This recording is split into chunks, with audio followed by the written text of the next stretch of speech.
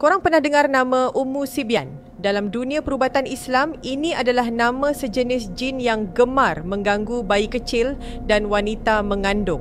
Tapi macam mana rupa dia dan apa tanda kalau dia ada berdekatan dengan anak kita? Mengikut beberapa riwayat dan pandangan pengamal rawatan Islam, Ummu Sibyan sering digambarkan sebagai wanita tua yang sangat menakutkan. Rambutnya beruban kusut masai, matanya besar dan suaranya parau. Sifat dia dengki. Dia tak suka tengok anak cucu Adam ni tenang, jadi dia akan kacau sampai budak tu sakit. Tanda paling jelas bukan pada baju tapi pada tangisan bayi itu sendiri. Kalau bayi menangis sebab lapar, bunyinya lain. Tapi kalau gangguan Ummu Sibyan, bayi akan menangis melalak sekuat hati dalam tempoh yang lama, sampai muka jadi biru atau merah padam.